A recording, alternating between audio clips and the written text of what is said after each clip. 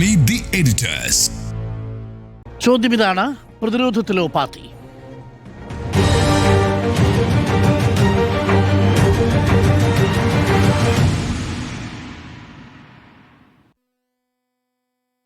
പിയാസുനിൽ ഒരു ഇടവേളയ്ക്ക് ശേഷം വീണ്ടും CMRL എക്സാലോജിക്ക് തലപൊക്കിയിരിക്കുകയാണ്. ഇതിനിടയിൽ 9 ഇടങ്ങളിൽ ED റെയ്ഡ് നടത്തി കോഴിക്കോട്. ആ റെയ്ഡിന് ശേഷം പുറത്തിറക്കിയ പ്രസ് റിലീസിലാണ് ഗുരുതരമായ കാര്യങ്ങളുള്ളത്. CMRL എക്സാലോജിക്കിനും അപ്പുറത്തേക്ക് ദുബായിലേക്ക് നടത്തിയ പണമിടപാട്, 20 കോടി രൂപയുടെ അൺഅക്കൗണ്ടഡ് മണി ട്രാൻസാക്ഷൻസ് എന്നൊക്കെയാണ് പറയുന്നത്. പക്ഷേ പിടിച്ചെടുത്തത് ചില പേപ്പറുകളിൽ നിന്ന്, ഡയറികളിൽ നിന്നുള്ള കുറിപ്പുകളാണ് എന്ന് ED തന്നെ സമ്മതിക്കുകയും ചെയ്യുന്നുണ്ട്.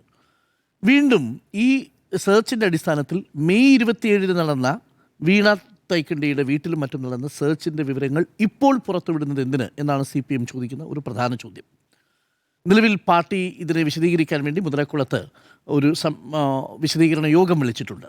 പാർട്ടി പ്രതിരോധത്തിലാവുകയാണോ വീണ്ടും? കാരണം കോഴിക്കോട് ജില്ലാ സെക്രട്ടേറിയറ്റ് അംഗത്തിൻ്റെ ഓഫീസിൽ അദ്ദേഹത്തിൻ്റെ ബിസിനസ് സ്ഥാപനത്തിൽ റെയ്ഡ് നടന്നു. മുഹമ്മദ് റിയാസിനത് പാർട്ടി പ്രതിരോധം തീർക്കുമെന്ന് പറയേണ്ടി വന്നു. ഇപ്പോൾ വീണയ്ക്കെതിരെ മറ്റ് ആരോപണങ്ങൾ കൂടി ഉന്നയിക്കുന്നു. ഒരു പരിധിവരെ പാർട്ടി പ്രതിരോധത്തിലാണ് എന്ന് തന്നെയാണ് എൻ്റെ അഭിപ്രായം. കാരണം പാർട്ടി പ്രതിരോധത്തിലാകുന്നത് വീണ ടി എന്ന് പറയുന്നത് മുൻ മുഖ്യമന്ത്രി പിണറായി വിജയൻ്റെ മകളാണ്, ഇപ്പോഴത്തെ പ്രതിപക്ഷ നേതാവിൻ്റെ മകളാണ്. അപ്പോൾ പ്രതിപക്ഷ നേതാവിൻ്റെ മകൾ വീണ ടി ഒരു അഴിമതി കേസിൽ എൻഫോഴ്സ്മെൻറ്റ് ഡയറക്ടറേറ്റിൻ്റെ അന്വേഷണം നേരിടുന്നു. എൻഫോഴ്സ്മെൻറ്റ് ഡയറക്ടറേറ്റ് തുടർച്ചയായി റെയ്ഡുകൾ നടത്തുന്നു, ചില വിവരങ്ങൾ പുറത്തുവിടുന്നു. അപ്പോൾ അതൊക്കെ വലിയ വാർത്തയാകുന്നു, ചർച്ചയാകുന്നു. അപ്പോൾ ഇതിനെങ്ങനെ ഡിഫെൻഡ് ചെയ്യും എന്ന കാര്യത്തിൽ CPIM തീർച്ചയായും പ്രതിരോധത്തിലാണ്. CPMന് ഇതിലൊരു പൊസിഷൻ എടുക്കേണ്ടി വരും. നേരത്തെ ഇക്കാര്യത്തിൽ CPM വളരെ കൃത്യമായി തന്നെ പറഞ്ഞിട്ടുണ്ട്. ഈ കേസ് വീണ ടിയുമായി ബന്ധപ്പെട്ട് അവരുടെ വ്യക്തിപരമായ കേസാണ്, അവരുടെ സ്വന്തം ബിസിനസ്സുമായി ബന്ധപ്പെട്ട കേസാണ്. അതുകൊണ്ട് അവർ അത് വ്യക്തിപരമായി തന്നെ നേരിടും.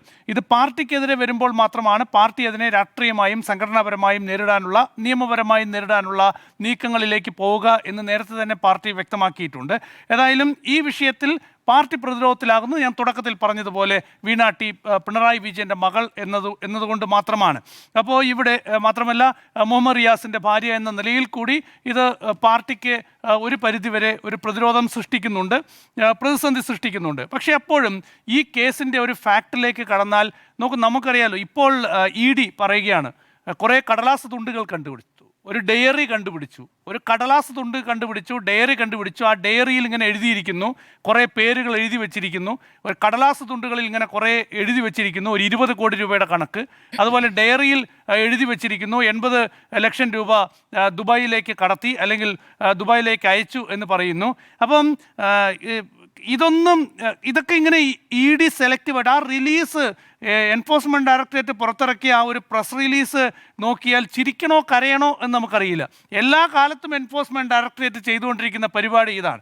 അപ്പം ഇവിടെ ഒരു ആളെ ടാർഗറ്റ് ചെയ്യുകയാണോ എന്ന് തോന്നുന്ന തരത്തിലുള്ള, സംശയിക്കാൻ കഴിയുന്ന തരത്തിലുള്ള സമീപനം എൻഫോഴ്സ്മെൻറ്റ് ഡയറക്ടറേറ്റിൻ്റെ ഭാഗത്ത് നിന്ന് ഉണ്ട് എന്നുള്ളതാണ്. ഈ റിലീസ് നോക്കി, ഈ റിലീസിലാകെ എൻഫോഴ്സ്മെൻറ്റ് ഡയറക്ടറേറ്റ് പറയുന്നത് ഒരു ഡയറി കണ്ടെത്തി, ആ ഡയറിയിൽ ഇങ്ങനെ എഴുതി വെച്ചിരിക്കുന്നു, കുറേ പേപ്പറുകളിൽ ഇങ്ങനെ എഴുതി വെച്ചിരിക്കുന്നു 20 കോടിയുടെ കണക്ക് എന്ന് പറയാനാണ് ED ഈ റിലീസ് ഇറക്കിയിരിക്കുന്നത്. അതിൻ്റെ ഭാഗമായിട്ടാണ് അത്ര 8 കേന്ദ്രങ്ങളിൽ റെയ്ഡ് നടത്തിയെന്ന് പറയുന്നത്. ഈ 1991 ജെയിൻ ഹവാല ഇടപാട് കേസ് നമുക്കറിയാം. അന്ന് LK അദ്വാനി, നമ്മുടെ ഗവർണറായിരുന്ന ആരിഫ് മുഹമ്മദ് ഖാൻ ഉൾപ്പെടെയുള്ളവർ പ്രതിയായിരുന്ന, അതെ ആ കേസുണ്ട്. ആ കേസിൽ അന്ന് സുപ്രീം കോടതി വളരെ കൃത്യമായി പറഞ്ഞിട്ടുണ്ട്, ഡയറിയിൽ എഴുതി വെച്ചിരിക്കുന്ന കുറിപ്പുകളോ കടലാസ് തുണ്ടുകളോ വെച്ച് ആരെയും ഒരു കേസിൽ പ്രതി ചേർക്കാനാവില്ല എന്ന് അന്ന് തന്നെ സുപ്രീം കോടതി വളരെ വ്യക്തമായി പറഞ്ഞിട്ടുണ്ട്. അതുകൊണ്ട് ഈ പേപ്പർ തുണ്ടും അതുപോലെ തന്നെ ഡയറി കുറിപ്പും ഒന്നും കോടതിയിൽ നിൽക്കില്ല എന്ന് നമുക്ക് വളരെ വ്യക്തമറിയാം. പക്ഷേ ഇതൊരു രാഷ്ട്രീയമായി ഇത് ഉപയോഗിക്കാൻ കഴിയും എന്നുള്ളതാണ്. അവിടെയാണ് ഈ കേസ് CPMനെ പ്രതിരോധത്തിലാക്കുന്നത്. CPMന് മറുപടി പറയേണ്ടി വരുമ്പോൾ ഇതിനെ എങ്ങനെ ന്യായീകരിക്കും എന്നുള്ളൊരു പ്രശ്നമുള്ളത്. ഏതായാലും ഈ കേസ് നമുക്കറിയാം, 2019 ഇൻകം ടാക്സ് റെയ്ഡ് നടക്കുന്നത് CMRL. അന്നാണല്ലോ ഒരു ഡയറി പിടിക്കുന്നത്. ആ ഡയറിയിൽ ഏതാണ്ട് 130 കോടി രൂപയുടെ ഒരു വ്യാജ ചെലവ് CMRL നടത്തി എന്നാണ് അന്ന് ഇൻകം ടാക്സ് ഡിപ്പാർട്ട്മെൻറ്റ് കണ്ടെത്തുന്നത്. അതിൻ്റെ പിന്നീടാണ് അത് SFIO അന്വേഷിക്കുന്നത്.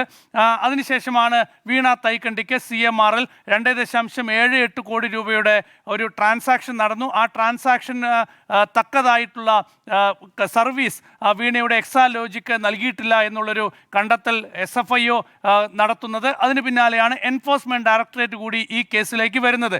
പക്ഷേ ഇവിടെ ഈ റിലീസിൽ ഇപ്പോൾ പുതുതായി വന്നിട്ടുള്ള വാർത്താക്കുറിപ്പ് നോക്കിയാൽ 182 കോടി രൂപ എന്ന് പറയുന്നുണ്ട് CMRLൻ്റെ. അതായത് അന്ന് 130 കോടി രൂപയായിരുന്നു, ഇപ്പോൾ അത് 182 കോടി രൂപ എന്നാണ് ED പറയുന്നത്. അപ്പോൾ ഈ 2.78 കോടി രൂപ കടിച്ച് ബാക്കി പണം എവിടെ പോയി, അത് ആർക്കൊക്കെ പോയി, ആർക്ക് വേണ്ടിയാണ് ചെലവാക്കിയത്, അത് സംബന്ധിച്ച് EDയോ ഈ SFIOയോ എന്തെങ്കിലും ഒരു അന്വേഷണം നടത്തുന്ന വിവരം നമുക്കറിയാമോ? എന്തെങ്കിലും ഒരു അന്വേഷണം നടക്കുന്നുണ്ടോ? അതുമായി ബന്ധപ്പെട്ട് എൻഫോഴ്സ്മെൻറ്റ് ഡയറക്ടറേറ്റിന് എന്തെങ്കിലും പറയാനുണ്ടോ? അതായത് 182 കോടി രൂപ എന്ന് പറയുന്നു. അപ്പോൾ ഈ 180 കോടി രൂപ എവിടെ പോയി? 180 കോടി രൂപയുടെ കണക്കെവിടെ? ആ പണം ആർക്കൊക്കെ കൊടുത്തു? അതിൻ്റെ പേരിൽ എന്താണ് അന്വേഷണം? ആ അന്വേഷണം സംബന്ധിച്ച് ഒരു വിവരവുമില്ല. 2 കോടിക്ക് വേണ്ടിക്ക് 2 കോടി രൂപയാണ് ഏറ്റവും പ്രധാനപ്പെട്ട ഒരു കാര്യമായി ED പറയുന്നത്. ശരിയാണ്, സാമ്പത്തിക തിരിമറി നടന്നിട്ടുണ്ടെങ്കിൽ, ഇവിടെ നികുതി വെട്ടിപ്പ് നടന്നിട്ടുണ്ടെങ്കിൽ അവിടെ എൻഫോഴ്സ്മെൻറ്റ് ഡയറക്ടറേറ്റ് ശക്തമായ നടപടിയെടുക്കട്ടെ. ഇതിൽ ഒരു സീരിയസ് ഫ്രോഡ് ഉണ്ടായിട്ടുണ്ടെങ്കിൽ വീണ തൈക്കണ്ടിക്കെതിരെ നിയമപരമായ സാധ്യമായ എല്ലാ നടപടികളും സ്വീകരിക്കണം എന്നാണ് എൻ്റെ അഭിപ്രായം.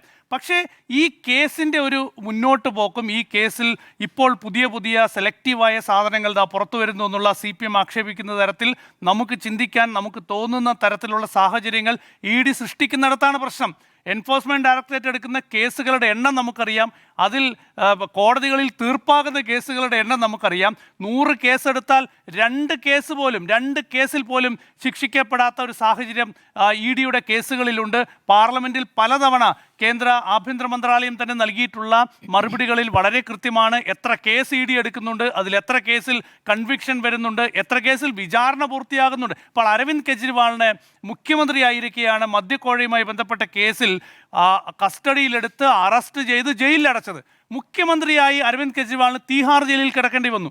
അതിനുശേഷം അരവിന്ദ് കെജ്രിവാൾ മാസങ്ങളോളം ജയിലിൽ കിടന്ന് അദ്ദേഹം ജയിലിൽ നിന്ന് പുറത്തു വന്നു. അതിനുശേഷം അദ്ദേഹം രാജിവെച്ചു. പക്ഷെ പിന്നീട് എന്തുണ്ടായി? ഡൽഹിയിലെ റോസ് അവന്യൂ കോടതി അരവിന്ദ് കെജ്രിവാളിനെ കുറ്റവിമുക്തനാക്കി. അപ്പോൾ മുഖ്യമന്ത്രിയായിരിക്കും നിങ്ങളൊരു മനുഷ്യനെ, ഒരു രാഷ്ട്രീയ നേതാവിനെ, ഒരു ഡൽഹി പോലെ ഒരു സംസ്ഥാനത്തിൻ്റെ മുഖ്യമന്ത്രിയെ അറസ്റ്റ് ചെയ്ത് ജയിലിലിടുകയാണ്. പിന്നീട് ആ കേസിന് എന്താണ് സംഭവിക്കുന്നത്? എൻഫോഴ്സ്മെൻറ്റ് ഡയറക്ടറേറ്റ് ഇപ്പോൾ ആ കേസിൽ എന്ത് നീക്കമാണ് നടത്തുന്നത്? അപ്പോൾ ഇതാണ് ഈ കേസുകളുടെയൊക്കെ ഒരു പ്രശ്നം എന്ന് പറയുന്നത്. രാഷ്ട്രീയ നേതാക്കളെ നിങ്ങൾ ഉന്നം വെച്ച് പോവുക, ആ രാഷ്ട്രീയ നേതാക്കളുടെ കുടുംബാംഗങ്ങളുണ്ടെങ്കിൽ അവരെ ടാർഗറ്റ് ചെയ്ത് പോവുക. പക്ഷേ അപ്പോഴും ചില സംശയങ്ങൾ EDക്കെതിരെ, അതായത് ഒരു വിരൽ ED ചൂണ്ടുമ്പോൾ ഒരുപാട് വിരലുകൾ EDക്ക് നേരെ ചൂണ്ടുന്ന സാഹചര്യമുണ്ട്. അത് പരിഹരിക്കാൻ എൻഫോഴ്സ്മെൻറ്റ് ഡയറക്ടറേറ്റിന് കഴിയുന്നില്ല എന്നുള്ളതാണ്. അതാണ് ഞാനിവിടെ പറയുന്നത്. കുറേ തുണ്ട് കടലാസ്, അത് പുതുതായി വരികയാണ് ഇപ്പോൾ, കുറേ തുണ്ട് കടലാസ്, ഒരു ഡയറി കുറിപ്പ്, ഇത്രമാത്രം ഡയറിയൊക്കെ എവിടെ നിന്ന് കിട്ടുന്നോ ആവോ. ഏതായാലും EDയുടെ നീക്കം സംശയമാണ്. EDയുടെ നീക്കത്തിൽ വലിയ സംശയമുണ്ട് എന്നതാണ് എൻ്റെ ടേക്ക്.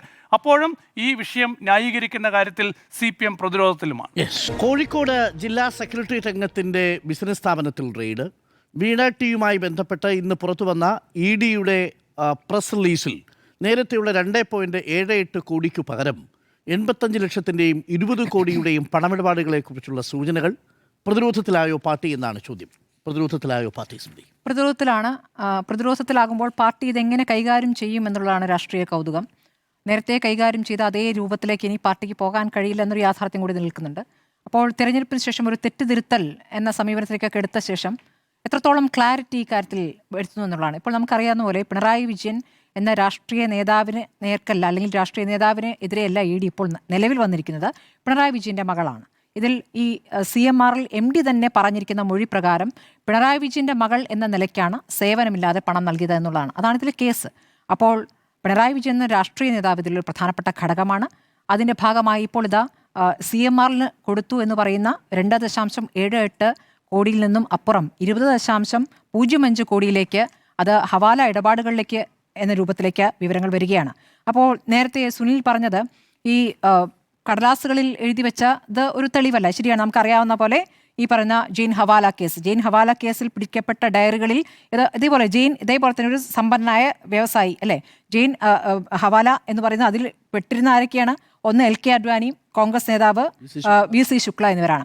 അപ്പോൾ ഈ തരത്തിലുള്ള ഇടപാടാണ് അന്ന് പറഞ്ഞത്. പക്ഷേ അപ്പോൾ അന്ന് കോടതി പറഞ്ഞത് ഈ തരത്തിൽ ഡയറിയിലെ പേജുകൾ, ഡയറി രേഖപ്പെടുത്തിയ പേരുകൾ തെളിവായി സ്വീകരിക്കാമെങ്കിലും അതിന് അനുബന്ധമായ തെളിവുകൾ, കൊറോബറേറ്റീവ് എവിഡൻസ് വേണമെന്നുള്ളതാണ്.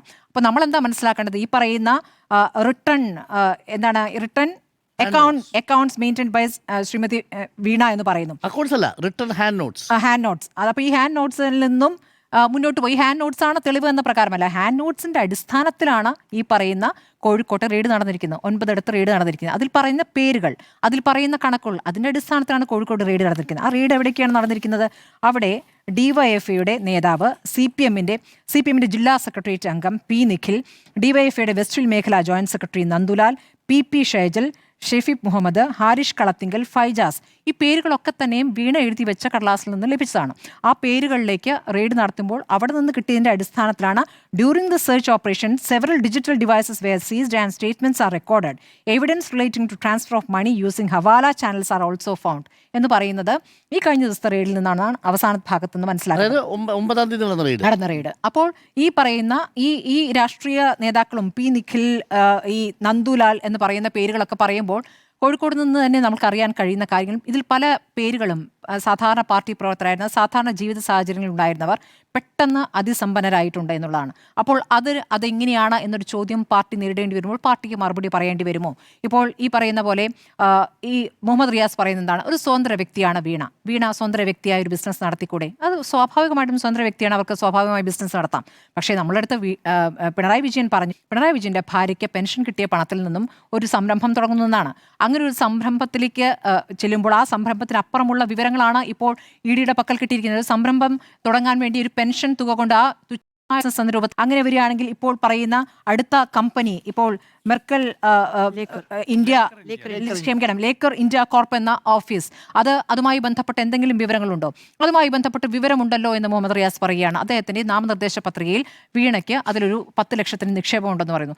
അത് നിക്ഷേപം മാത്രമാണോ? അത് ആരുടെ കമ്പനിയാണ് എന്ന കാര്യത്തിൽ വിവരങ്ങൾ ഇപ്പോഴും ഇല്ല. ആ കമ്പനി എന്ന് പറയുന്നത് അവിടെ കോഴിക്കോട് പന്തീരാങ്കാവിൽ ഒരു 2 നില കെട്ടിടത്തിലെ മുകൾ ഭാഗത്ത് ഒരു ചെറിയ ഓഫീസ് ഒരു മുറി ഓഫീസ് എടുത്തിരിക്കുന്നു. അതിന്റെ പുറത്ത് പ്രിന്റ് ചെയ്ത ഒരു കടലാസിൽ ഒട്ടിച്ചു വെച്ചിരിക്കുന്ന ഇതാണ് ഓഫീസ് എന്ന് പറയുന്നു.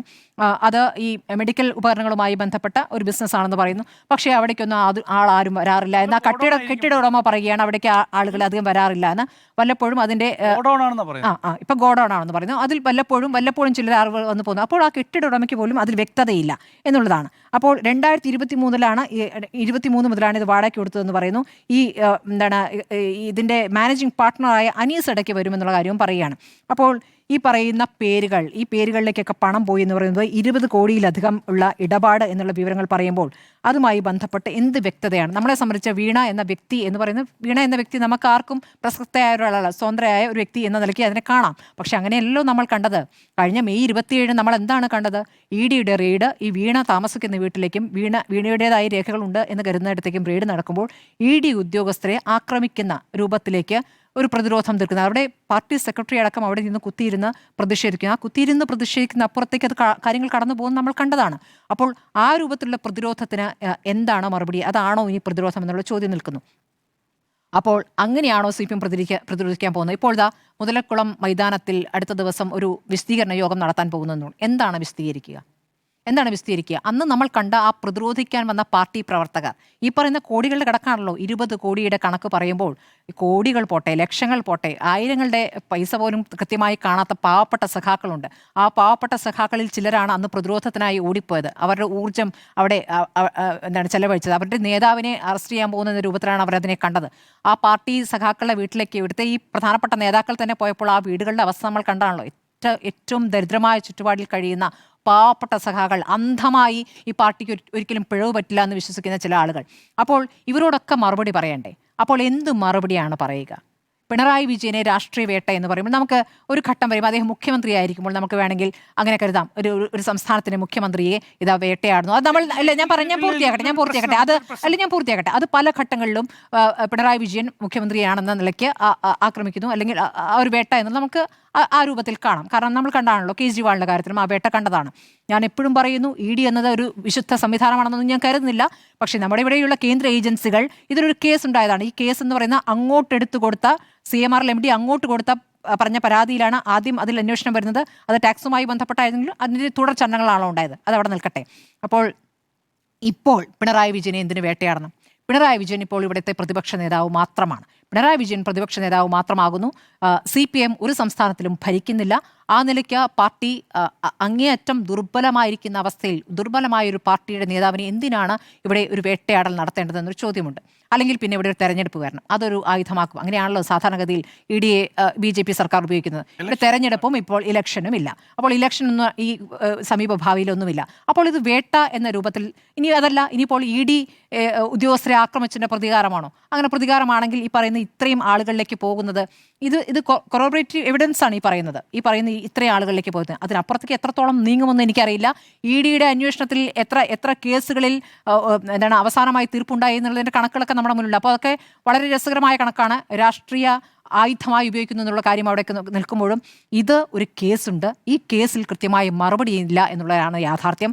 അതിന് കൃത്യമായി മറുപടി പറയാതെ ഇത് ഞങ്ങളെ വേട്ടയാടലാണ് എന്ന വാദം നിലനിൽക്കില്ല. അത് പാർട്ടി അണികൾ പോലും ഇനി അത് അംഗീകരിക്കില്ല എന്നുള്ള ഒരു തെരഞ്ഞെടുപ്പിലെ പരാജയത്തിൽ പോലും ഈ പറയുന്ന വലിയ രീതിയിൽ ഇവിടെ പിണറായി വിജയനും വേറൊരു കാര്യം കൂടിയുണ്ട്. പിണറായി വിജയനും ഈ CPIM-ഉം BJP-യും തമ്മിൽ ബാന്ധവം എന്നതായിരുന്നു കഴിഞ്ഞ തെരഞ്ഞെടുപ്പിലെ പ്രധാനപ്പെട്ട ആരോപണം. അത് കോൺഗ്രസ് ശക്തമായി ഉന്നയിച്ചിരുന്നതാണ്. ആ ബാന്ധവം പാതി വഴിക്ക് നിന്നു പോയതാണോ എന്ന ചോദ്യം തിരിച്ച് കോൺഗ്രസിനോടുമുണ്ട്. ഇനി ഈ കടലാസിൽ പറയുന്നുണ്ട് കേട്ടോ, ഈ കടലാസിൽ പറയുന്നത് ഈ അന്വേഷണം ഇനി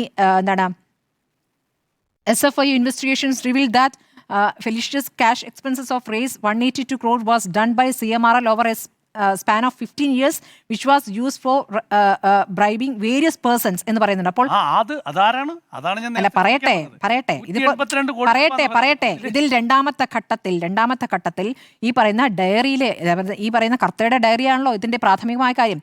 ആ ഡയറിയിൽ നിന്ന് കിട്ടിയിരിക്കുന്നത്, അപ്പോൾ ഡയറി ഒരു വിഷയം അല്ലെങ്കിൽ ഡയറി തന്നെയാണ് ആദ്യം തുടക്കത്തിൽ തന്നെ വരുന്നത്. അപ്പോൾ ഡയറിയിൽ പറയുന്ന മറ്റു പേരുകളും ചുരുക്കപ്പേരുകളിലേക്കും എത്തും. ആ ചുരുക്കപ്പേരിൽ രണ്ടാം ഘട്ടത്തിൽ അന്വേഷണം വരുമെന്ന് പറയുന്നു. ആ അന്വേഷണം എന്തായിരിക്കും എന്നുള്ളത് നമ്മുടെ മുന്നിൽ ചോദ്യമാണ്. പക്ഷേ ഇതൊരു രാഷ്ട്രീയ നേതാവിനെതിരെയല്ല, രാഷ്ട്രീയ നേതാവിൻ്റെ മകൾ എന്ന നിലയ്ക്ക് ഈ തരത്തിൽ തൻ്റെ കുടുംബത്തിലുള്ളവർക്ക് നല്ല സൗഖ്യത്തോടു കൂടി നല്ല സമ്പന്നമായി ജീവിക്കാൻ വേണ്ടി ഒരു നേതാവ് ഇടപെട്ടോ എന്നുള്ളതാണ്. കാരണം പാർട്ടി സെക്രട്ടറി ആയിരിക്കുമ്പോഴാണ് ആദ്യമായി വീണയ്ക്ക് ഈ പറയുന്ന കർത്ത കടം കൊടുക്കുന്നത്. അങ്ങനെ ആരെങ്കിലും പോയി, ഞാനോ നിങ്ങൾ ആരെങ്കിലും പോയി കടം ചോദിച്ചാൽ അദ്ദേഹം 25 ലക്ഷം ഇതിന് 2 തവണയായിട്ട് കൊടുക്കുമോ? കൊടുക്കില്ല. അപ്പോൾ എന്താണ് ആ ബന്ധം? ആ ബന്ധം പിണറായി വിജയൻ്റെ മകൾ എന്നുള്ള ബന്ധമാണ്. ആ ബന്ധമാണ് കർത്ത പറഞ്ഞിട്ടുള്ളത്. അപ്പോൾ ഇതിലൊക്കെ പല കാര്യങ്ങളും നിൽക്കുന്നു. ഇതിൽ പാർട്ടി അകന്നു നിൽക്കുന്നതാണ് പാർട്ടിക്ക് നല്ലതെന്നാണ് എൻ്റെ ഒരു അഭിപ്രായം. അത് വീണ കൈകാര്യം ചെയ്യട്ടെ എന്ന രൂപത്തിലും ഇതിൽ പെട്ടിട്ടുള്ളവർ ഈ തുടർച്ചയായി പെട്ടിട്ടുള്ളവരുണ്ടെങ്കിൽ അവർ അത് നേരിടട്ടെ എന്ന് തീരുമാനം എടുക്കുന്നതായിരിക്കും പാർട്ടി എന്ന നിലയ്ക്ക് CPM-ന് ഉചിതം. എൻ്റെ ഒരു സംശയം, ഇപ്പോൾ 20 കോടിയുടെ ട്രാൻസാക്ഷൻ വീണ നടത്തി എന്നുള്ളൊരു അലിഗേഷൻ ഈ കത്തിൽ പറയുന്നുണ്ട്, പ്രസ് റിലീസിൽ പറയുന്നുണ്ട്. ഈന്തപ്പഴത്തിലൂടെ സ്വർണം കടത്തി എന്നുള്ള അതേ വാർത്ത പുറത്തുവിട്ട ഏജൻസിയല്ലേ ED? അല്ല, ഞാൻ ED പരിശുദ്ധമല്ല എന്ന് ഞാൻ തുടക്കത്തിൽ പറഞ്ഞല്ലോ. ഈ പറയുന്ന ഖുറാനിലൂടെ സ്വർണം കടത്തി എന്ന് പറഞ്ഞ് 30 കിലോഗ്രാം വരുന്ന എനിക്ക് തോന്നുന്നു പാക്കറ്റുകൾ 250ഓളം പാക്കറ്റുകൾ പിടിച്ചു വെച്ചതാണ് ED. അതിലെന്തെങ്കിലും തെളിവ്? അല്ല, നമ്മുടെ മുന്നിൽ എന്തായത് ED പല ഘട്ടങ്ങളിലും അന്വേഷണത്തിലേക്ക് കടക്കുകയും അതാണ് ചില ഘട്ടങ്ങളിൽ ഭരണത്തിലിരുന്ന സമയത്ത് സമയത്ത് ഒരു പാലം അങ്ങോട്ടും ഇങ്ങോട്ടും പോയി ആ പാലത്തിലൂടെ ചില കാര്യങ്ങൾ നിന്നുപോയി എന്നുള്ള സംശയമോടെയാണ്. കാരണം മുഖ്യമന്ത്രിയുടെ പ്രിൻസിപ്പൽ സെക്രട്ടറിക്കെതിരെ വരെ കേസുണ്ട്. അദ്ദേഹം അറസ്റ്റിലാവുകയും ചെയ്ത് കഴിഞ്ഞ ശേഷം പിന്നെ അന്വേഷണം ഒരു പാതി വഴിയിൽ നിൽക്കുന്നതാണ് നമ്മൾ കണ്ടത്. ചന്ദ്രിക കേസ് 10 കോടി രൂപയാണ്. അല്ല, അന്വേഷിക്കണം. ഞാൻ പറയുന്നത് ഏത് പാലവും ഞാൻ പറയുന്നത് അങ്ങെന്തിനാണ് എന്നോട് ചോദിക്കുന്നത്? EDയോട് ചോദിക്കുന്ന കാര്യമാണ്. ED ഒരു സംശുദ്ധ സംവിധാനമാണെന്ന് ഞാൻ പറയുന്നില്ല. ഇല്ല, എന്റെ കാര്യത്തിൽ ഇത്രയേ ഉള്ളൂ. നമ്മുടെ മുന്നിൽ വന്നിരിക്കുന്ന തെളിവ് പ്രകാരം ഇന്ന് വരെ നമ്മുടെ മുന്നിൽ വന്നിരിക്കുന്ന രേഖകൾ പ്രകാരം നമ്മുടെ മുന്നിൽ വന്നിരിക്കുന്ന ഒരു ഏജൻസിയുമായി ബന്ധപ്പെട്ട് ഇതൊന്നാമത് പിണറായി വിജയനെതിരായ അന്വേഷണമായിരുന്നുവെങ്കിൽ അങ്ങേക്ക് പറയുന്ന വാദങ്ങൾ പറയാം. പിണറായി വിജയനെതിരായ അന്വേഷണമായിരുന്നെങ്കിൽ ഡോക്ടർ അരുൺകുമാറിന് ഈ കാര്യങ്ങൾ പറയാമായിരുന്നു. നമ്മളിപ്പോൾ വീണ തൈക്കണ്ടിയുമായി ബന്ധപ്പെട്ടാണ് പറയുന്നത്. വീണ തൈക്കണ്ടിയുമായി ബന്ധപ്പെട്ട അന്വേഷണം വീണ തൈക്കണ്ടി നേരിട്ടെ എന്നേ. എന്തിനാണ് ബാക്കിയുള്ള ടെൻഷൻ? നോക്കൂ, അതിനകത്ത് എനിക്ക് യാതൊരു, പക്ഷെ പാർട്ടി പ്രതിരോധത്തിലായി എന്ന് എങ്ങനെയാണ് പറയാൻ കഴിയുക? നമ്മുടെ ചോദ്യം അതാണല്ലോ അല്ലേ. ചന്ദ്രിക എന്ന് പറയുന്ന ഒരു പത്രത്തിന്റെ പേരിൽ 10 കോടി രൂപയുടെ കള്ളപ്പണം വെളുപ്പിക്കൽ കേസ് ഉണ്ട്. മുസ്ലിം ലീഗ് പ്രതിരോധത്തിലാണോ ഇപ്പോൾ? അല്ല, മുസ്ലിം ലീഗിന്റെ എതിരെ ആ അന്വേഷണം ഇപ്പോൾ നടക്കുകയാണെങ്കിൽ പാർട്ടിക്കെതിരെ ഏതെങ്കിലും ഒരു കേസ് ED ഇപ്പൊ അന്വേഷിക്കുന്നുണ്ടോ? അത് ശരി, CPM-എതിരെ അന്വേഷിക്കുന്നില്ല എന്നല്ലേ നമ്മൾ പറഞ്ഞത്. പിന്നെ എന്തിനാ പാർട്ടി പ്രതിരോധിക്കാൻ നിൽക്കുന്നത്? പാർട്ടി അങ്ങോട്ട് പ്രതിരോധിക്കാൻ നിന്നുകൊണ്ടാണ് പാർട്ടിയോട് ചോദിക്കുന്നത്. അതെന്തുകൊണ്ടാണ്? പാർട്ടിയിലെ അംഗങ്ങളെ വേട്ടയാടുന്നത് കൊണ്ട്. അതായത് എന്നെ അങ്ങനോട് ചോദ്യം ചോദിച്ചാൽ ഉത്തരം കേൾക്കണമല്ലോ. അതായത് ഇപ്പോൾ CPM-നെ വേട്ടയാടുകയാണ് കേട്ടോ ED, കേന്ദ്ര ഏജൻസി. ആരെയാണ് വേട്ടയാടുന്നത്? CPM സംസ്ഥാന സെക്രട്ടേറിയറ്റ് അംഗത്തെ, CPM ജില്ലാ സെക്രട്ടേറിയറ്റ് അംഗത്തെ, DYFയുടെ വെസ്റ്റ് മേഖല ജോയിന്റ് സെക്രട്ടറിയെ, ഈ ആൾക്കാരെ വേട്ടയാടുന്നു. ഈ വേട്ടയാടിക്കൊണ്ട് പാർട്ടിയെ തന്നെ അങ്ങ് വേട്ടയാടുകയാണ് ED. എനിക്ക് ദഹിക്കുന്നില്ല. ഏതായാലും അങ്ങേക്ക് അല്ല, ദഹിക്കുന്നില്ല. ഇത് രാഹുൽ ഗാന്ധിയുടെയും സോണിയുടെ കാര്യത്തിൽ വരുമ്പം ഇതേ അഭിപ്രായം തന്നെയാണോ ഉള്ളത്? ആ കേസ് കോടതി എന്താ എടുത്ത് കളഞ്ഞത്? കേസ് എടുത്ത് കളയട്ടെ, അന്ന് സംസാരിക്കാം. രാഹുൽ ഗാന്ധിയുടെയും സോണിയുടെയും കാര്യത്തിൽ നാഷണൽ ഹെറാൾഡ് കേസിൽ ഇതേ അഭിപ്രായമായിരുന്നോ? രാഹുൽ ഗാന്ധിയും സോണിയാഗാന്ധിയുടെയും നിരക്കുള്ള കേസ് പോലെയല്ല വീണ തൈക്കൊണ്ട കേസ്. അതെങ്ങനെയാണ് പിണറായി ഇപ്പോഴേ വിജയനെതിരായ നമ്മൾ കേസാണെങ്കിൽ അതെങ്ങനെ നോക്കൂ, ഞാൻ ഇപ്പോഴേ നമ്മൾ നിങ്ങളോട് നിശ്ചയിക്കുക? ഉത്തരം പറയേണ്ട ഒരു ബാധ്യതയും എനിക്കില്ല. അതെങ്ങനെ ഞാൻ ഇപ്പോൾ എന്റെ നമ്മൾ ബോധ്യമാണ് നിശ്ചയിക്കുക? പറയുന്നത്. അതും വീണ ED-യുടെയും തൈക്കണ്ടിക്കെതിരായ CBI-യുടെയും കേസും അത് പിണറായി വിജയനെതിരായ കുറ്റപത്രം കേസാണെങ്കിൽ അങ്ങനെ പറയാമായിരുന്നു. ഇപ്പോൾ മറ്റൊരു പ്രധാനപ്പെട്ട കാര്യം ഞാൻ പറഞ്ഞ കാര്യങ്ങൾ മുഴുവൻ ആ കാര്യങ്ങളുണ്ട്, പിന്നെ അങ്ങ് ചോദിച്ചുകൊണ്ടിരിക്കുകയാണ്. കാരണം ഇപ്പോൾ ഒരു പ്രസക്തിയുമില്ലാതെ പിണറായി വിജയനെ വേട്ടയാടേണ്ട ഒരു കാര്യം ഇടിക്കില്ല എന്നേ. രാഷ്ട്രീയമായാണെങ്കിൽ അങ്ങനെ ഒരു സാഹചര്യം ഇപ്പൊ ഇല്ലാന്നേ. ശരി. അത്രേ ഉള്ളൂ. പ്രതിരോധത്തിലോ പാർട്ടി എന്നാണ് ചോദ്യം. മധു, പാർട്ടി പ്രതിരോധിക്കാൻ തീരുമാനിച്ചു എന്നാണ് ഈ നിമിഷവും നമ്മൾ അറിയുന്നത്. കാരണം ഇവിടെ മുതലക്കുളത്ത് ഒരു പരിപാടി സംഘടിപ്പിക്കുന്നു, അതിൽ രാഷ്ട്രീയക്കാനുള്ള ശ്രമം എടുക്കുന്നു എന്നതാണ് പറയുന്നത്. ഇതിപ്പോൾ കൊല്ലം എത്രയായി എന്നതൊന്ന് ആലോചിക്കേണ്ടതുണ്ട്. പരമാവധി ഡാമേജ് ഉണ്ടായി കഴിഞ്ഞിരിക്കുന്നു ഈ വിഷയത്തിൽ. CPM-ന്റെ സംസ്ഥാന സെക്രട്ടേറിയറ്റ് പണ്ട് പുറത്തിറക്കിയ ഒരു വാർത്താക്കുറിപ്പ് നമുക്ക് ഓർമ്മയുണ്ടാകും. 2 കമ്പനികൾ തമ്മിൽ സുതാര്യമായി ഏർപ്പെട്ട കരാറുമായി ബന്ധപ്പെട്ടാണ് എന്ന് പറഞ്ഞു തുടങ്ങുന്ന ഒരു വാർത്താക്കുറിപ്പ്. അവിടെയാണ് ഈ സംഭവത്തെ രാഷ്ട്രീയമായി പ്രതിരോധിക്കാനുള്ള തീരുമാനം CPM എടുത്തിരിക്കുന്നു എന്നത് മനസ്സിലാക്കാൻ കഴിയുന്നത്. അതുകൊണ്ട് തന്നെ ഈ കേസും അന്വേഷണവും എവിടെ വരെ ചെന്നു നിൽക്കുന്നുവോ അവിടം വരെയും CPM-ന് തുടരേണ്ടി വരും. അല്ലെങ്കിൽ നാളെ ചോദിക്കും, നിങ്ങൾ ഇതിനെ തുടക്കത്തിൽ പ്രതിരോധിച്ചിരുന്നല്ലോ, അപ്പോൾ നിങ്ങൾക്കിത് ബോധ്യപ്പെട്ടുവോ? പിന്നീട് ഇത് പാർട്ടിയുമായി ബന്ധപ്പെട്ട കാര്യമല്ല എന്ന് ബോധ്യപ്പെട്ടുവോ? അതോ വീണാറ്റി ഈ കാര്യത്തിൽ സംശയത്തിന്റെ നിഴലിലാണെന്ന് പാർട്ടിക്ക് ബോധ്യപ്പെട്ടു എന്ന് ചോദ്യം അഭിമുഖീകരിക്കേണ്ടി വരും. ഈ കാര്യങ്ങളൊക്കെ ചിന്തിച്ച് വേണമായിരുന്നു ആദ്യം മുതലുള്ള തീരുമാനം. ഇത് ഒരു വ്യക്തിയും ഒരു കമ്പനിയും തമ്മിലുള്ളതാണെങ്കിൽ ആ വ്യക്തിയും ആ കമ്പനിയും രാജ്യത്തെ നിയമ സംവിധാനവും ചേർന്ന് തീരുമാനമെടുക്കട്ടെ എന്ന് പാർട്ടി അന്ന് ചിന്തിച്ചില്ല എന്നുള്ളതാണ് ഒന്ന്. അത് അന്നത്തെ മുഖ്യമന്ത്രിയായ പിണറായി വിജയന്റെ മകളായതുകൊണ്ടാണ് ED വേട്ടയാടുന്നത്. അത് രാഷ്ട്രീയമായ വേട്ടയാണ് എന്ന് പാർട്ടി രാഷ്ട്രീയമായി തിരിച്ചറിഞ്ഞതിന്റെ എന്നാണ് ഞാൻ ഉപയോഗിക്കുന്നത്. രാഷ്ട്രീയമായി തിരിച്ചറിഞ്ഞതിന്റെ ഭാഗമായിട്ടുണ്ടായ പ്രതിരോധമാണ് എന്നതായിരുന്നു. അതിന് പിന്നാലെയാണ് ED റെയ്ഡുമായി ബന്ധപ്പെട്ട് ED ഉദ്യോഗസ്ഥരെത്തിയപ്പോൾ അതിനെ രാഷ്ട്രീയമായും കായികമായും പ്രതിരോധിക്കാൻ ഇറങ്ങിയത്. അതുമായി ബന്ധപ്പെട്ട് ഈ പ്രതികൾക്കെല്ലാം ജാമ്യം കിട്ടുന്ന സാഹചര്യമുണ്ടായി. പ്രോസിക്യൂഷൻ എടുത്ത നിലപാടടക്കം ED-യെ പ്രകോപിപ്പിക്കുന്ന തരത്തിലായിരുന്നു. അതിന് പിന്നാലെയാണ് ഈ കേസുമായി ബന്ധപ്പെട്ട് ED ഇത്രയും കർശന ബുദ്ധിയോടുകൂടി മുന്നോട്ട് പോകുന്നത് എന്നു ചിന്തിച്ചാലും തരക്കേടൊന്നുമില്ല എന്നതാണ്. ഇനി ഈ വാർത്താക്കുറിപ്പുമായി ബന്ധപ്പെട്ട് നോക്കൂ, ഇത് മുമ്പ് സ്വർണ്ണക്കടത്ത് കേസുമായി ബന്ധപ്പെട്ട് നേരത്തെ ഡോക്ടർ അരുൺകുമാർ ചൂണ്ടിക്കാണിച്ചതുപോലെ ഈ ഈന്തപ്പഴത്തിനുള്ളിലെ കുരു, ഖുറാനിനുള്ളിലെ സ്വർണം തുടങ്ങിയ കാര്യങ്ങളൊക്കെ ഉണ്ടായിരുന്നു. അന്ന് നടന്നൊരു കലാരൂപമുണ്ട്. എന്താണെന്നറിയാമോ? ED വാർത്ത ചോർത്തി നൽകുന്നു എന്നതായിരുന്നു. മാധ്യമങ്ങൾക്ക് ED വാർത്ത ചോർത്തി നൽകുന്നു. ഇതിന്റെ സോഴ്സ് എന്താ? കാണിക്കാൻ ഒരു ഡോക്യുമെന്റും ഉണ്ടാകുമായിരുന്നില്ല. പക്ഷെ ഇന്നിപ്പോ ED പുറത്തിറക്കിയിരിക്കുന്നത് ഒരു വാർത്താക്കുറിപ്പാണ്. അതായത് അതിൽ പറഞ്ഞിരിക്കുന്ന കാര്യങ്ങൾ ED-യുടെ അന്വേഷണത്തിൽ ബോധ്യപ്പെട്ടതാണെന്ന് അവർ ഓൺ ചെയ്യുന്നുണ്ട്. അതൊരു ഡോക്യുമെൻ്റായി തന്നെ നമ്മുടെ മുന്നിൽ വെക്കുന്ന ഒരു സാഹചര്യമുണ്ട്. എന്നാൽ അത് പൂർണ്ണമായും വിശ്വാസത്തിലെടുക്കാൻ കഴിയുന്നതാണോ എന്ന് ചോദിക്കുകയാണെങ്കിൽ അതൊക്കെ ഞങ്ങൾ കണ്ടെത്തിയിട്ടുണ്ട്, അതിൽ തുടരന്വേഷണം നടത്തുന്നു എന്ന കാര്യം തന്നെയാണ് ED പറയുകയും ചെയ്യുന്നത്. നോക്കൂ, ഈ വാർത്താക്കുറിപ്പ് അവസാനിക്കുന്നത് തന്നെ എങ്ങനെയാണ്? ED ഇതിൽ അന്വേഷണം നടത്താൻ തീരുമാനിച്ചിരിക്കുന്നു എന്ന് പ്രഖ്യാപിച്ചുകൊണ്ടാണ്. അതായത് റെയ്ഡുകളിലൂടെ കണ്ടെത്തിയിരിക്കുന്ന കാര്യങ്ങളിൽ ED അന്വേഷണം നടത്താൻ തീരുമാനിച്ചിരിക്കുന്നതാണ്. റെയ്ഡുകളിൽ കണ്ടെത്തിയിട്ടുണ്ട് എന്നത് പറയുള്ളൂ. Further investigation is under progress എന്ന് തന്നെയാണ് ED ഈ വാർത്താക്കുറിപ്പ് വൈൻഡപ്പ് ചെയ്യുന്നത് എന്നതുകൂടി നമ്മൾ ആലോചിക്കണം. ഹാൻഡ് റിട്ടൺ ഇത് നോക്കൂ, ഈ ഫെമ കേസ് രജിസ്റ്റർ ചെയ്യും എന്നതാണ് ഒന്നാമത്തെ സൂചനയായി പറയുന്നത്. 85 ലക്ഷം രൂപ ഈ ദുബായിലേക്ക് ട്രാൻസ്ഫർ ചെയ്തിരിക്കുന്നു എന്നതടക്കമുള്ളതിൻ്റെ ഹാൻഡ് റിട്ടൺ നോട്ട്സ് കണ്ടെത്തിയിരിക്കുന്നു. ഇപ്പം നമ്മൾ ഒരു കേസുമായി ബന്ധപ്പെട്ട അന്വേഷണം ഒരു ഏജൻസി, അതിപ്പോൾ കേരളത്തിൻ്റെ പോലീസോ ക്രൈംബ്രാഞ്ചോ CBI-യോ ED-യോ NIA-യോ എന്തുമാകട്ടെ, അവരൊരു അന്വേഷണം നടത്തുന്നു. അവിടെ ഹാൻഡ് റിട്ടൺ ഡോക്യുമെന്റ് ആണെങ്കിൽ ഹാൻഡ് റിട്ടൺ ഡോക്യുമെന്റ്, അതല്ല ഡിജിറ്റൽ രേഖകളാണ് എങ്കിൽ അങ്ങനെ, ഇനി ഗാഡ്ജറ്റ്സിൽ നിന്ന് അവർക്ക് കിട്ടുന്ന രേഖകളാണ് എങ്കിൽ അങ്ങനെ, ഫോട്ടോയുമായി ബന്ധപ്പെടുന്ന സാധനങ്ങളാണെങ്കിൽ അങ്ങനെ. ഇതൊക്കെ അന്വേഷിക്കണം. ഇതിന് തെളിവ് മൂല്യമുണ്ടോ എന്ന് ചോദിച്ചിട്ടുണ്ടെങ്കിൽ നേരത്തെ പറഞ്ഞതുപോലെ അതിന് തെളിവ് മൂല്യം നൽകുന്ന മറ്റ് തെളിവുകൾ കൂടി കണ്ടെത്തേണ്ടതുണ്ട്. അത് കോടതിയിൽ പ്രൊഡ്യൂസ് ചെയ്യേണ്ടതുണ്ട്. പക്ഷെ ഹാൻഡ് റിട്ടൺ നോട്ട്സ് കണ്ടെത്തിയത് കൊണ്ട് അത് കേസ് രജിസ്റ്ററിലോ പരാമർശിക്കാൻ പാടില്ല, അന്വേഷിക്കാൻ പാടില്ല എന്ന് എവിടെയും പറയുന്നില്ലല്ലോ. ആ അന്വേഷണമാണ് അണ്ടർ പ്രോഗ്രസ് എന്ന് ED ഈ വാർത്താക്കുറിപ്പിന്റെ ഏറ്റവും അവസാനം എഴുതി വെച്ചിരിക്കുന്നത്. പറയൂ. ഞാൻ പറഞ്ഞത് 2019 തുടങ്ങിയതാണ് ഈ അന്വേഷണം. 2019 ഇത് 2026 2019 ഒരു അന്വേഷണം തുടങ്ങി. അതിനുശേഷം SFIO അന്വേഷണം ഉണ്ടാകുന്നു. ഇങ്ങനെയുള്ള ഒരു പുരോഗതി അതിലുണ്ടാകുന്നുണ്ട്. കുറ്റപത്രം സമർപ്പിച്ചിട്ടുണ്ടോ, അന്വേഷണം മുന്നോട്ട് കൊണ്ടുപോകുന്നുണ്ടോ എന്നുള്ളതാണ് ചോദ്യമെങ്കിൽ ഈ അന്വേഷണം നിർത്തിവെക്കണം, ഈ അന്വേഷണം ക്യാൻസൽ ചെയ്യണമെന്ന് ആവശ്യപ്പെട്ടുകൊണ്ട് ഇതിന്റെ കക്ഷികളും കോടതിയിലേക്ക് പോയിട്ടുണ്ട്. 2019 മുതൽ ഇങ്ങോട്ട് പലതവണ. അപ്പോൾ ഈ അന്വേഷണം ഈ പറയുന്നത് പോലെ ഒരു ഫാസ്റ്റ് ട്രാക്കിൽ മുന്നോട്ട് പോയ ഒന്നല്ല എന്നതുകൂടി നമ്മൾ പരിഗണിക്കേണ്ടതുണ്ട്. ഇനി വേറെയും ഒരു കാര്യമുണ്ട്. അപ്പോൾ വാർത്താ ചോർത്തൽ എന്ന നിലയ്ക്ക് മാധ്യമങ്ങളിൽ ഇഞ്ചക്ട് ചെയ്ത് കൊടുക്കുന്ന വാർത്ത എന്നതിനപ്പുറത്തേക്ക് ED ഒരു വാർത്താ കുറിപ്പ് തന്നെ നൽകിയിട്ടുണ്ട്. അതിൽ അവരുടെ കണ്ടെത്തലുകളെ കുറിച്ച് പരാമർശിക്കുന്നുണ്ട് എന്നതാണ്. ഇതിൽ ഫ്രോഡ് ആൻഡ് ബ്രൈബ് പേയ്മെന്റ് എന്നുള്ളതാണ്. അത് ED വിശദീകരിക്കേണ്ടതാണ്. പേയ്മെന്റ് നടന്നിട്ടുണ്ട് എന്നതിനെ കുറിച്ച് ഉള്ള അന്വേഷണം എന്നതാണ് ED ആദ്യം വിശദീകരിക്കുന്നത്. അതിൽ കൃത്യമായി പറയുന്നത് ഇതാണ്. In connection with the corporate fraud and bribe payment done by Cochin Minerals and Rutile Limited. ഇതിലാണ് അന്വേഷണം പോകുന്നത്. അതിൽ പിന്നീട് ഈ 182 കോടിയുമായി ബന്ധപ്പെട്ട കണക്ക് പറയുന്നു. അതിൽ പിന്നീട് അവിടെ നിന്ന് താഴേക്ക് വരുമ്പോൾ എക്സാലോജിക്കുമായി ബന്ധപ്പെട്ട 2.7 crore എന്ന കണക്ക് പറയുന്നു. അതിൽ വ്യക്തമാകാത്തൊരു കാര്യമുണ്ട്. അതായത് 1.78 ആണ് ഈ എക്സാലോജിക് CMRൽ ഇടപെടുക. 50 ലക്ഷമാണ് വായ്പ നൽകിയത് എന്ന് പറയുന്നു. ഇത് രണ്ടും ചേർന്നാൽ 2.78 ആകില്ല, 2.28 ആവുള്ളൂ. അപ്പൊ മറ്റ് 50 ലക്ഷത്തിന്റെ കണക്ക് ഏതാണ്? തിരിച്ചടച്ച പൈസ. അപ്പൊ ഈ 2.78ന്റെ കണക്കാണ് ആകെ പറയുന്നത്. ഇതല്ലാതെയും ഇവർക്ക് പേയ്മെന്റ് കിട്ടിയിട്ടുണ്ട് എന്നതാണ് ED ഇപ്പോൾ വാർത്താ മാധ്യമങ്ങളോട് പറയുന്നത്. ഞാനിപ്പോൾ ഇന്ന് കോഴിക്കോട് ബ്യൂറോയുമായി ബന്ധപ്പെട്ടപ്പോൾ അവർ പറയുന്നത് ഇതല്ലാതെയും പേയ്മെന്റ് കിട്ടിയിട്ടുണ്ട്. ആ പേയ്മെന്റുമായി ബന്ധപ്പെട്ടാണ് ഈ 20 കോടിയുടെ ഹാൻഡ് റിട്ടൺ കണക്കുകൾ വന്നിരിക്കുന്നത്.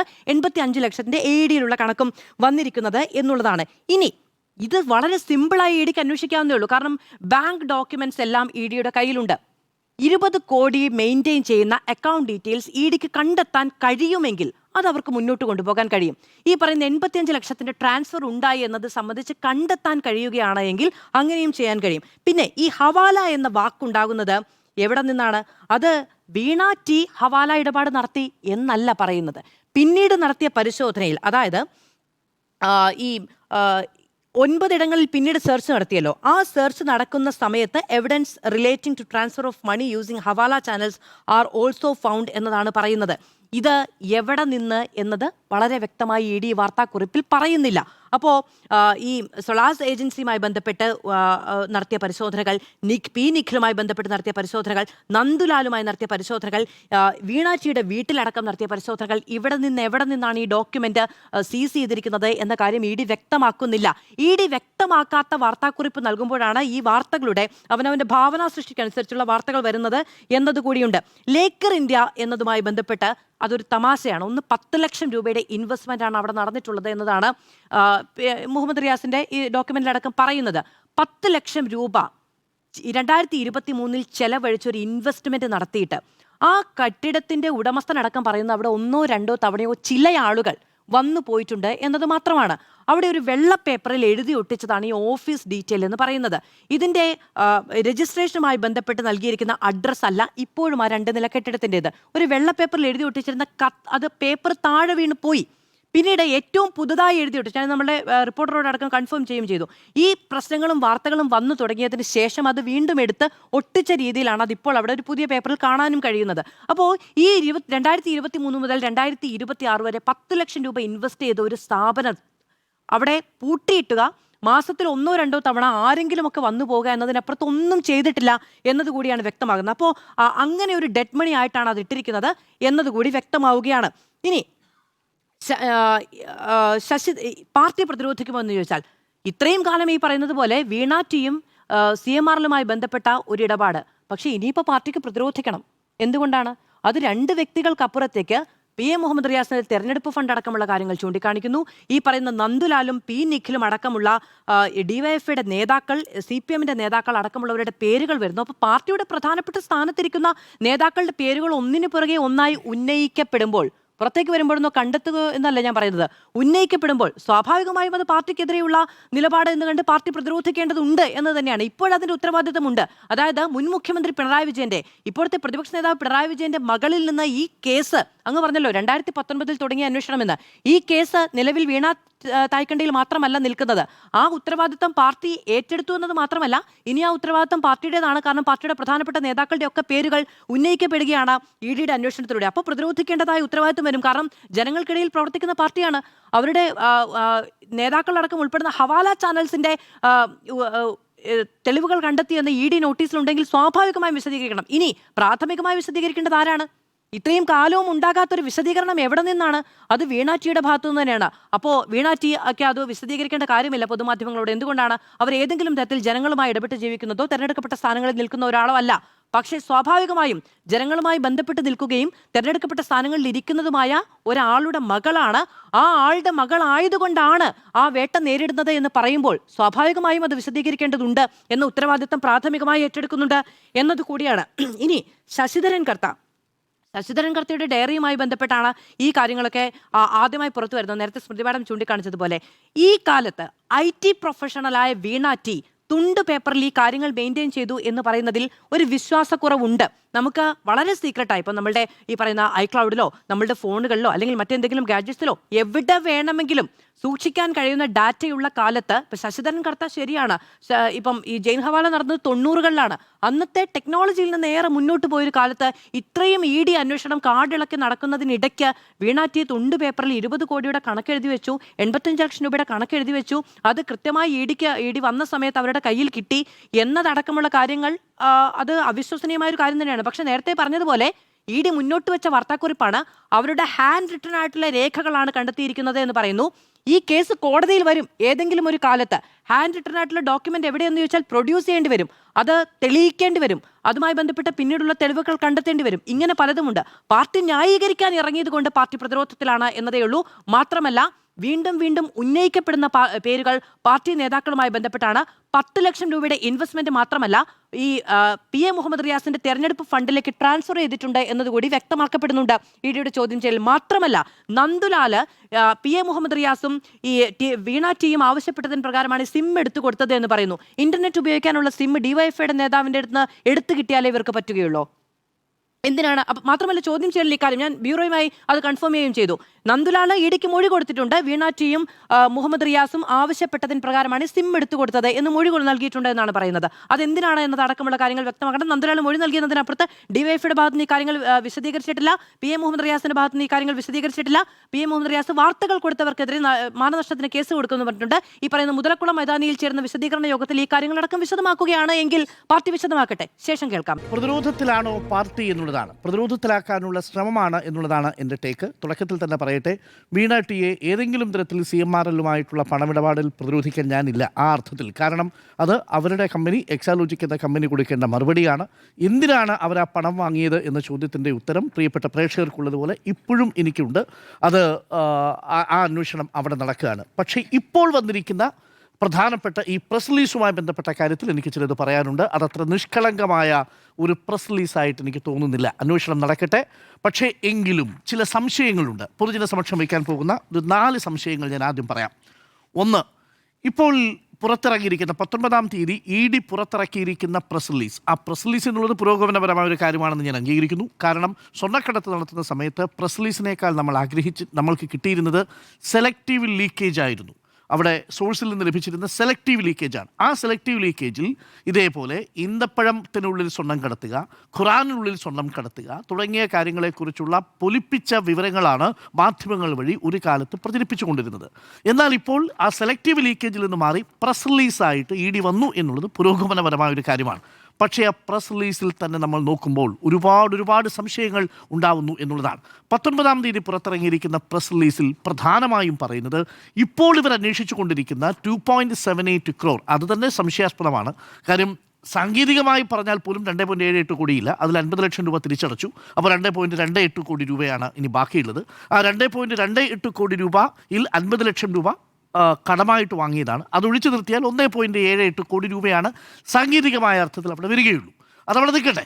അപ്പോൾ എങ്ങനെയാണ് ഇതിൽ ED മെയ് മാസം 27-ാം തീയതി നടത്തിയ സെർച്ചിൻ്റെ വിവരങ്ങൾ 19/8/2026 പുറത്തുവിടുന്നത്? എൻ്റെ ആദ്യത്തെ ചോദ്യം ഇതാണ്. മെയ് മാസം 27-ാം തീയതി വീണ തൈക്കണ്ടിയുടെ വീട്ടിൽ നടത്തിയ റെയ്ഡിൽ നിന്ന് കണ്ടെത്തിയ വിവരങ്ങളാണ് ഇപ്പോൾ പുറത്തുവിട്ടിരിക്കുന്നത്. പ്രത്യേകം ഓർമ്മിക്കണം, കോഴിക്കോട്ടെ 9 ഇടങ്ങളിൽ നടത്തിയ റെയ്ഡിന്റെ വിവരങ്ങൾ മാത്രമല്ല ഈ പ്രസ് റിലീസിലുള്ളത്. മാത്രമല്ല എന്ന് പറഞ്ഞാൽ 9-ാം തീയതി നടന്ന റെയ്ഡിന്റെ വിവരങ്ങൾ ഇതിലുണ്ട്. പക്ഷേ ആ വിവരങ്ങളോടൊപ്പം എങ്ങനെയാണ് വീണ തൈക്കണ്ടിയുടെ വീട്ടിൽ മെയ് മാസം 27-ാം തീയതി നടത്തിയ റെയ്ഡിലെ വിവരങ്ങൾ പ്രധാനപ്പെട്ട വിവരമായി വന്നത് എന്ന് എനിക്കിനി മനസ്സിലാവുന്നില്ല. മെയ് 27 നടന്നതാണെന്ന് അറിയിക്കണം. മെയ് 27 ED വീണ തൈക്കണ്ടിയുടെ വീട്ടിൽ നടത്തിയ റെയ്ഡിൽ കണ്ടെത്തിയതായിട്ട് ഇപ്പോൾ പ്രസ് റിലീസിൽ വരുന്നത് 20 കോടിയുടെ അൺഅക്കൗണ്ടഡ് ട്രാൻസാക്ഷൻ നടത്തിയെന്നാണ്. EDയുടെ കയ്യിൽ അങ്ങനെ ശക്തമായൊരു തെളിവ് 27-ാം തീയതി നടത്തിയ റെയ്ഡിൽ കണ്ടെത്തിയാൽ മെയ് കഴിഞ്ഞ്, ജൂൺ കഴിഞ്ഞ്, ജൂലൈ കഴിഞ്ഞ്, ഓഗസ്റ്റ് മാസം വരെ കാത്തിരിക്കും എന്ന് എനിക്ക് കരുതുന്നതിൽ ബുദ്ധിമുട്ടുണ്ട്. എന്തുകൊണ്ടാണത്? ഈ 20 കോടി അവരുടെ കയ്യിൽ വന്ന വരുമാനത്തിനും അപ്പുറത്തേക്ക് ഇടപാടുകൾ നടത്തി എന്നുള്ളതാണ് ഈ മെയ് 27 കണ്ടെത്തിയിരിക്കുന്നത്. പക്ഷേ ആ പ്രസ് റിലീസ് വരുന്നത് ഓഗസ്റ്റ് മാസം 19-ാം തീയതി. രണ്ടാമത്, ഈ ഹാൻഡ് നോട്ടിൽ തന്നെ പറഞ്ഞിരിക്കുന്നത് പോലെ 85 ലക്ഷം രൂപ വിദേശത്തേക്ക് കടത്തി എന്നുള്ളത് അത് ഫെമയുടെ വയലേഷനാണ് എന്ന മട്ടിലാണെങ്കിലും ഈ സമയത്താണോ ഇത് വരുന്നത് എന്നുള്ളതാണ് ഒരു പ്രധാനപ്പെട്ട സംശയം. ഇനി രണ്ടാമത്തെ ഒരു കാര്യം, ഈ പ്രസ് റിലീസിൽ പറയുന്നതനുസരിച്ച് എന്ത് ലീഗൽ വാലിഡിറ്റിയാണ്, എവിഡൻഷ്യറി വാല്യൂ ആണ് ഈ പ്രസ് റിലീസിൽ പറയുന്ന ED കണ്ടെത്തിയിരിക്കുന്ന ഹാൻഡ് നോട്ടുകൾക്കുള്ളത് എന്നതാണ്. പ്രിയപ്പെട്ട പ്രേക്ഷകർക്ക് ഓർമ്മയുണ്ട്, നേരത്തെ ചർച്ചയിൽ പറഞ്ഞതാണ്, ജെയിൻ ഹവാല കേസുമായി ബന്ധപ്പെട്ടുകൊണ്ട് സുപ്രധാനമായ വിധി ഡൽഹി ഹൈക്കോടതിയും സുപ്രീം കോടതിയും നടത്തിയിരുന്നു. 2014 അതിൻ്റെ പൂർണ്ണരൂപം പുറത്തു വന്നതാണ്. അന്ന് 1991 നടന്ന ഈ കേസുമായി ബന്ധപ്പെട്ടുള്ള ഏറ്റവും വലിയ ചർച്ച ഇന്ത്യൻ എവിഡൻസ് ആക്ടിലെ സെക്ഷൻ 17 സെക്ഷൻ 34 എങ്ങനെയാണ് തമ്മിൽ കോൺഫ്ലിക്റ്റ് ആവുന്നത് എന്നതാണ്. എന്തായിരുന്നു ഇന്ത്യൻ എവിഡൻസ് ആക്ടിലെ 17? ഇന്ത്യൻ എവിഡൻസ് ആക്ടിലെ 17 പ്രകാരം ഒരു അക്യൂസ്ഡ് അയാൾ ഒപ്പിട്ടിരിക്കുന്ന, അയാൾ തന്നെ കൈപ്പടയിൽ രേഖപ്പെടുത്തിയിരിക്കുന്ന ഒരു നോട്ട്, ഇവിടെ പറഞ്ഞാൽ വീണ തൈക്കണ്ടിയുടെ ഹാൻഡ് നോട്ട് എവിഡൻഷ്യറി വാല്യൂ ഉള്ള ഒന്നായിട്ട് കണക്കാക്കാൻ പറ്റുമോ? അതിന് സെക്ഷൻ 34 പ്രകാരം, സെക്ഷൻ 34 ആണെങ്കിൽ എന്താ, ബിസിനസ് ബുക്ക്, അക്കൗണ്ട് ബുക്ക് തുടങ്ങിയ ബുക്കുകൾ, രേഖകളാണ്. ആ രേഖകൾക്ക് തത്തുല്യമായ നിയമസാധുത സെക്ഷൻ 17 പ്രകാരം കണ്ടെടുക്കുന്ന ഈ ലൂസ് ഷീറ്റുകളുടെ, നോട്ടുകളുടെ, ഡയറികളുടെ ഭാഗത്തിലുണ്ടോ എന്നുള്ളതായിരുന്നു. കോടതി പറഞ്ഞത് അതിനെ ഒറ്റയ്ക്ക് ഒരിക്കലും അതങ്ങനെ കാണാൻ കഴിയില്ല. കൊറോബറേറ്റീവ് എവിഡൻസ് ഇല്ലാതെ, അനുബന്ധ തെളിവുകളില്ലാതെ സെക്ഷൻ 17 പ്രകാരം കണ്ടെത്തുന്ന ഹാൻഡ് നോട്ടുകളെ നിങ്ങൾക്ക് നിയമസാധുതയായിട്ട് കൽപ്പിച്ച് അതിൻ്റെ പേരിൽ കേസെടുക്കാൻ കഴിയില്ല, ക്രിമിനൽ പ്രൊസീജിയർ തുടങ്ങാൻ കഴിയില്ല. ഇവിടെ വന്നിരിക്കുന്നത് ഹാൻഡ് നോട്ടുകളാണ്. വളരെ കൃത്യമായി പറയുന്നു, during the said search ED found certain hand written accounts made by Shrimati Veena. നോക്കൂ, ഹാൻഡ് റിട്ടൺ അക്കൗണ്ട്സ് എന്നാണ് പറഞ്ഞിരിക്കുന്നത്. ഇത് അക്കൗണ്ട് ബുക്കാണോ ഹാൻഡ് റിട്ടൺ നോട്ട്സ് ആണോ? ഒരിടത്ത് പറയുന്നു ഹാൻഡ് റിട്ടൺ നോട്ട്സ്, ഒരിടത്ത് പറയുന്നു ഹാൻഡ് റിട്ടൺ അക്കൗണ്ട്സ്. എന്താ പ്രശ്നം? ഈ സെക്ഷൻ 17 ഒറ്റയ്ക്ക് നിൽക്കില്ല. 34 ആണെങ്കിൽ നിൽക്കും. 34 ആണെങ്കിൽ അത് അക്കൗണ്ട് ബുക്ക് ആവണം. അങ്ങനെ ഒരു അക്കൗണ്ട് ബുക്ക് വീണ സൂക്ഷിച്ചിട്ടില്ല. അങ്ങനെ ഒരു അക്കൗണ്ട് ബുക്കിനെ കുറിച്ച് വേറൊരിടത്തും പറയുന്നില്ല. തൊട്ടടുത്ത് പറയുന്നു the hand written notes contained the names of persons.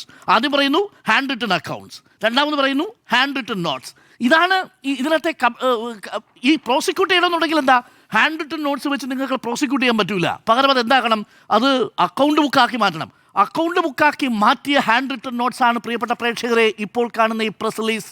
എന്ന് വെച്ചാൽ ഇത് വെച്ച് വീണ വിജയനെ ചോദ്യം ചെയ്യാൻ വിളിപ്പിക്കാം, വേണ്ടി വന്നാൽ അറസ്റ്റ് ചെയ്യാം എന്ന് കരുതുന്നു. പക്ഷേ ഹവാല കേസിലെ വിധി പ്രകാരം ഒറ്റയ്ക്ക് ഈ കേസ് നിൽക്കില്ല.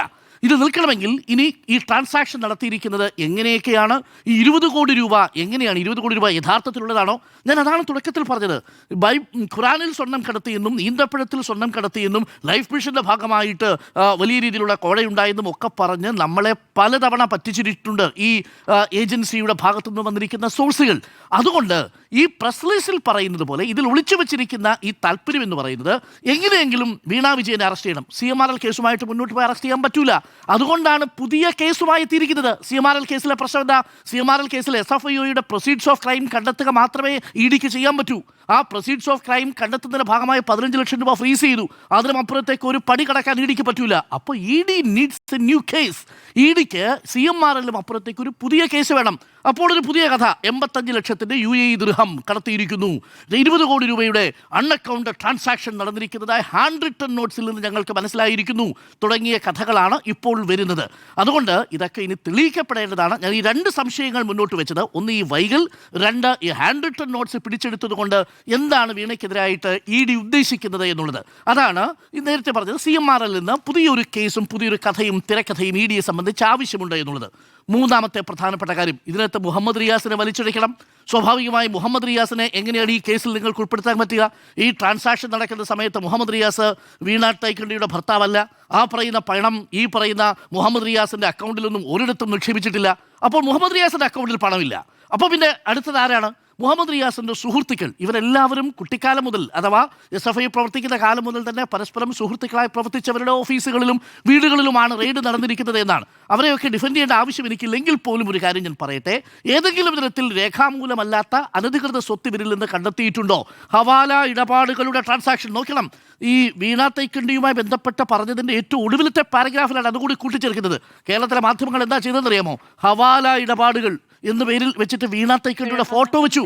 വീണ തൈക്കണ്ടിയുടെ ഫോട്ടോ വെച്ചിട്ട് ഹവാല ഇടപാടുകൾ അങ്ങനെ പറയുന്നുണ്ടോ ഈ പ്രസ് റിലീസ്? അങ്ങനെ പറയുന്നില്ല. വീണ തൈക്കണ്ടി ഹവാല ഇടപാട് നടത്തി എന്ന് ഈ പ്രസ് റിലീസ് പറയുന്നില്ല. പകരം കോഴിക്കോട് നടത്തിയിരിക്കുന്ന റെയ്ഡുമായി ബന്ധപ്പെട്ടാണ് evidences relating to transfer of money using hawala channels are also found. The seizures made by ED shows Shrimati Veena was handling amount beyond her note. എന്നിട്ട് വീണ്ടും വീണയുടെ കഥയിലേക്ക് തിരിച്ചു പോവുകയാണ്. അപ്പോൾ ഡ്യൂറിംഗ് ദ സെർച്ചസ് പറയുന്നുള്ളൂ, അത് എവിടുത്തതാണെന്ന് പറയുന്നു.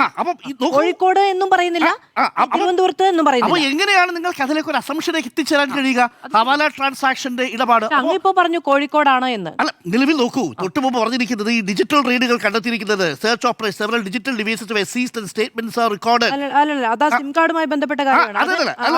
ആ ഫോട്ടോ ഇവിടുത്തെ ആ ഫോട്ടോ എവിടെ നേട്ടിയത്? അല്ല, അത് ആരുടെ വീട്ടിൽ കിട്ടിയത്?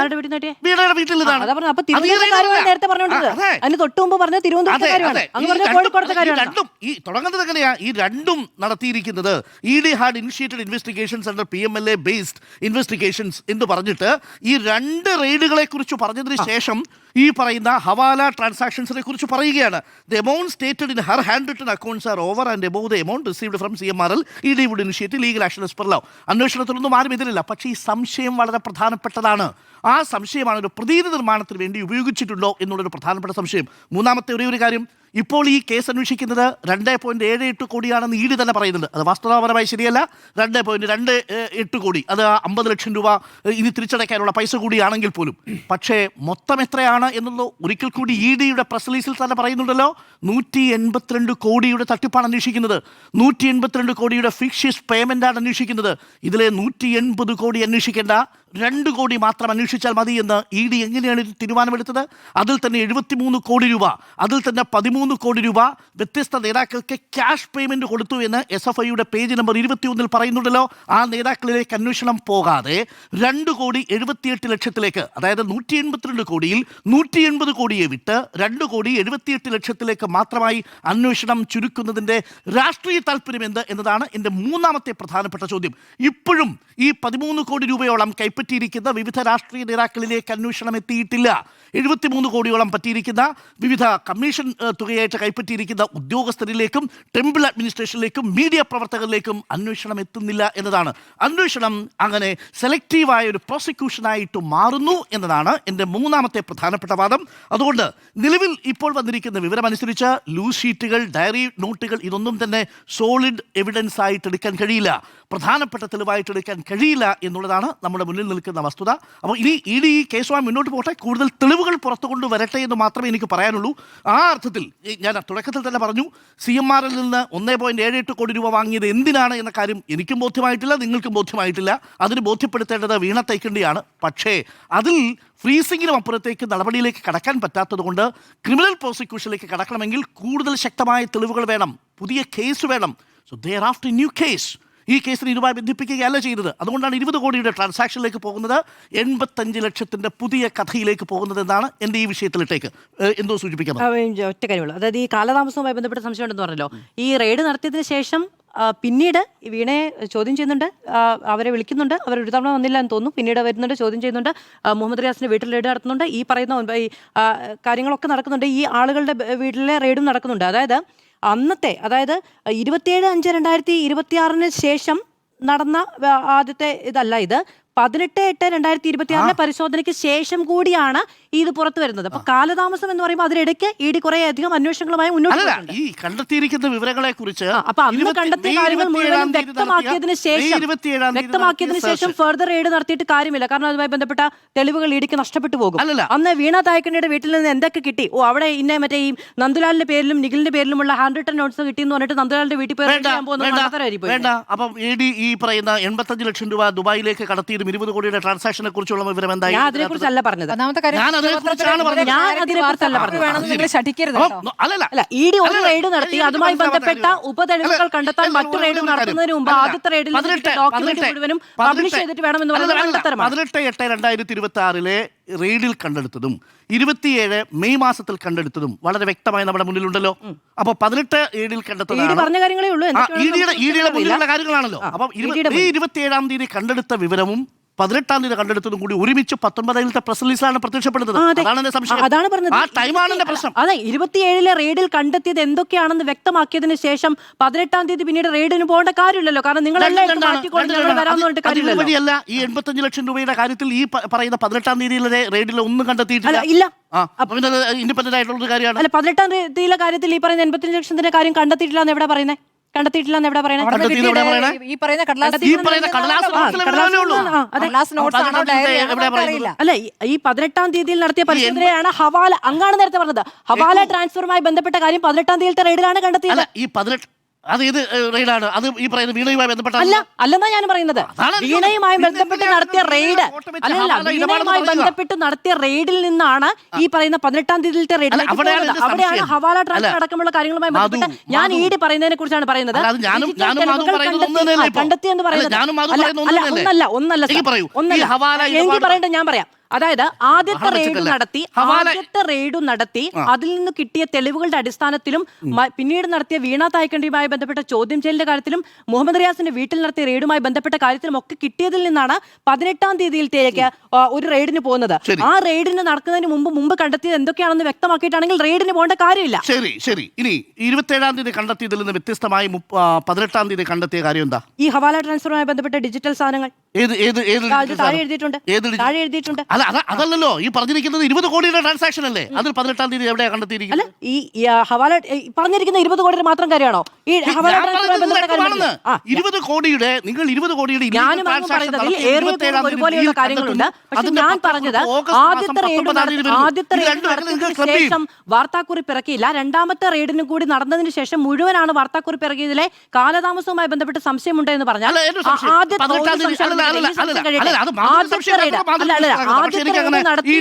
കാര്യങ്ങൾ മുഴുവനും നാട്ടുകാരോട് വിളിച്ചു പറഞ്ഞിട്ട് അതിന്റെ തെളിവ് കണ്ടെത്താൻ രണ്ടാമത്തെ റെയ്ഡ് ആയിരിക്കണം ആഗോള മണ്ഡലം. അതിലൊക്കെ എനിക്ക് സംശയമുണ്ട്.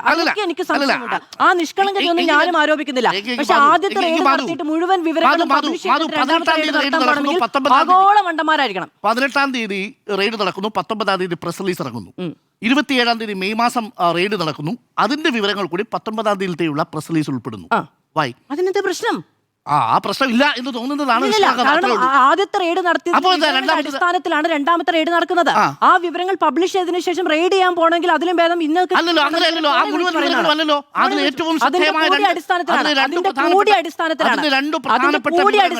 രണ്ട് പ്രധാനപ്പെട്ട വിവരങ്ങളാണ് ഈ പറയുന്ന 20 കോടിയുടെ ട്രാൻസാക്ഷൻ, ഈ പറയുന്ന 85 കോടി. അതിന് 18 തീയതി റെയ്ഡുമായിട്ട് ഒരു ബന്ധവുമില്ല. 85 ലക്ഷം 18 തീയതി റെയ്ഡുമായി ഒരു ബന്ധവും അതിലില്ല. അതുകൊണ്ടെന്താ? ഇൻഡിപെൻഡന്റ് ആണ്, അത്രേ ഉള്ളൂ. അതാണ് ടൈം ഡിലേ.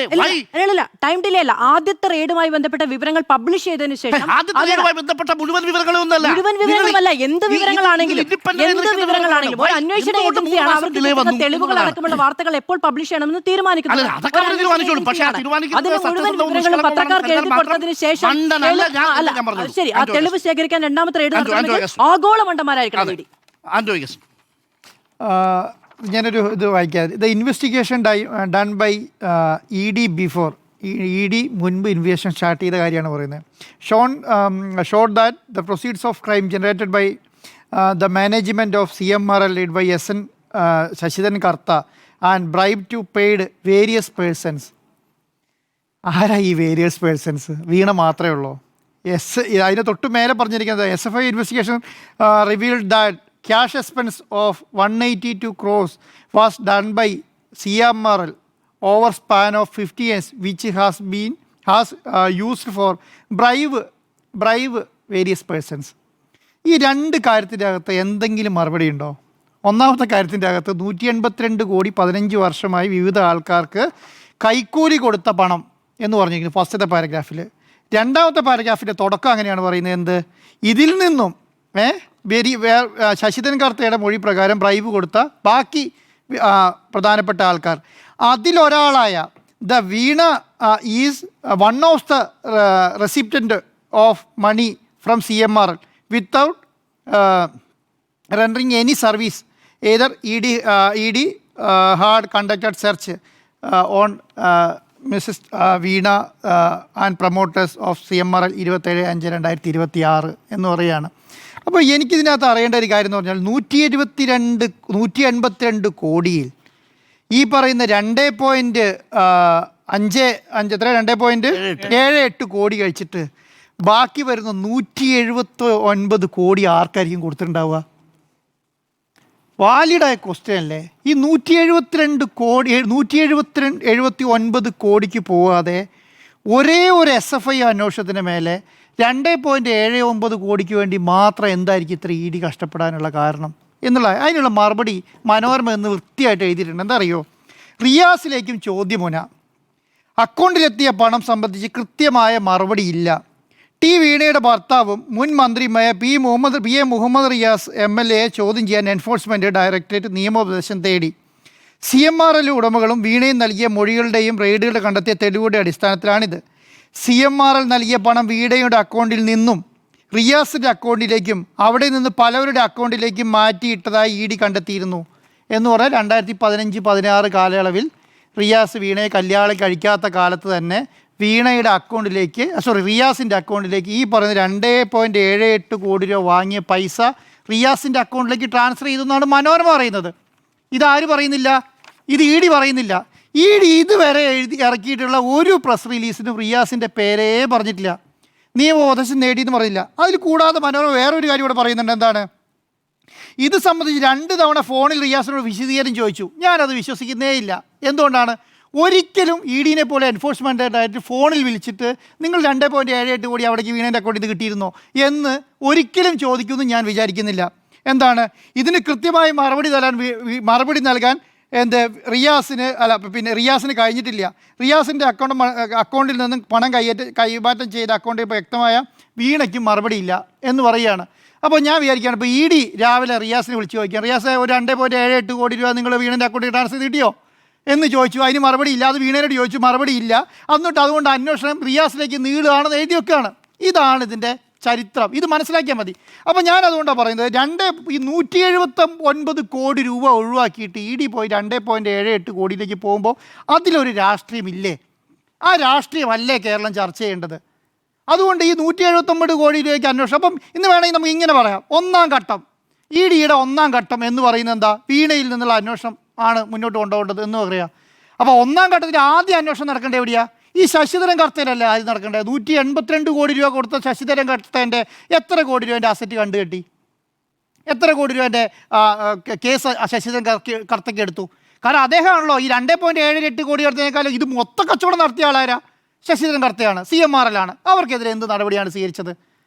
അപ്പോൾ വേറെ ആർക്കെങ്കിലും ഒരു നോട്ടീസ് കൊടുത്തായിട്ട് നമുക്കറിയോ? ശശിധരൻ കർത്തേൻ്റെയും വീണ വിജയൻ്റെയും വീട്ടിലല്ലാതെ, അല്ലെങ്കിൽ വീണ ടിയുടെ വീട്ടിലേക്കല്ലാതെ വേറെ ആരെങ്കിലും നോട്ടീസ് കൊടുത്തത് അറിയാൻ പറ്റുമോ നമുക്ക്? ഇനി അടുത്ത എൻ്റെ ഒരു ചോദ്യം എന്ന് പറയുന്നത്, പിണറായി വിജയൻ ഈ CMRലുമായി ബന്ധപ്പെട്ട് എന്തെങ്കിലും ബന്ധമുണ്ടോ? ഏതെങ്കിലും നോട്ടീസ് കൊടുത്തിട്ടുണ്ടോ? ഏതെങ്കിലും കേസ് എടുത്തിട്ടുണ്ടോ? ഏതെങ്കിലും കേസുമായി ചർച്ച ചെയ്തിട്ടുണ്ടോ? അദ്ദേഹത്തെ ചോദ്യം ചെയ്തിട്ടുണ്ടോ? റിയാസിനെ ചോദ്യം ചെയ്തിട്ടുണ്ടോ? പിന്നെ എങ്ങനെയാണ് ഈ പാർട്ടി പ്രതിരോധത്തിലാവുക? ഞാൻ പറയുന്നത് കേരളത്തിൽ മാധ്യമങ്ങൾ എഴുതി പിടിപ്പിക്കുന്ന സംവിധാനമാണ് ഞാൻ പറയുന്നത്. ഇതെങ്ങനെയാണ് പിന്നെ പാർട്ടി ഇതിനകത്ത് പ്രതിരോധത്തിലാവുക? അതിനൊരു മറുപടി പറയണ്ട. കാരണം പിണറായി വിജയൻ്റെ മകൾ എന്നുള്ള നിലയ്ക്ക് പിണറായി വിജയനെ സംബന്ധിച്ചുള്ള അവരുടെ ഏറ്റവും വലിയ പ്രശ്നമാണത്. റിയാസിനെ സംബന്ധിച്ചുള്ള റിയാസിൻ്റെ ഭാര്യ എന്നുള്ള നിലയ്ക്ക് അവരെ സംബന്ധിച്ച് വലിയ പ്രശ്നം തന്നെയാണ്. അവരതിനകത്ത് പ്രതിരോധത്തിലാണ്. പക്ഷേ എങ്ങനെ പാർട്ടിയുടെ പ്രതിരോധത്തിലാവുക? അപ്പോൾ ഞാനൊരു കാര്യം ചോദിക്കാം. അപ്പം റിയാസുമായി ബന്ധപ്പെട്ട ഒരു കേസ് നടക്കുന്നു. റിയാസിൻ്റെ കൂട്ടുകാരെയും സുഹൃത്തുക്കളൊക്കെ തന്നെയാണ് നടത്തുക. അല്ലെങ്കിൽ വീണയെ ബന്ധപ്പെട്ട കേസ് നടത്തുന്നുണ്ടെങ്കിൽ അവരുമായിട്ട് ബന്ധപ്പെട്ട കാര്യങ്ങളെ ചോദ്യം ചെയ്യുക. അതിനങ്ങനെ ഈ പാർട്ടീനെ കൂട്ടിക്കൊടുത്തത് എന്തിനാണ്? ആവശ്യം എന്താണ്? പാർട്ടീനെ കൊടുക്കുക എന്നുള്ളത് തന്നെയാണ്, പാർട്ടിയിലേക്ക് എത്തുക എന്നുള്ളത് തന്നെയാണ്.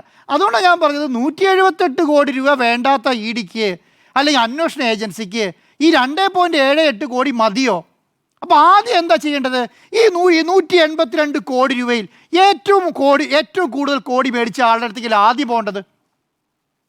അപ്പം ഞാൻ പറയും 15 കോടി മേടിച്ച ഒരാളുണ്ടെന്ന് നോക്കുക, അല്ലെങ്കിൽ 5 കോടി മേടിച്ച മാധ്യമം ഉണ്ടല്ലോ ഇവിടെ, 5 കോടി 4 കോടി മേടിച്ച മാധ്യമങ്ങളൊക്കെ ഉണ്ട് ഇവിടെ. അവിടേക്കൊക്കെ ആദ്യം പോകണ്ടേ?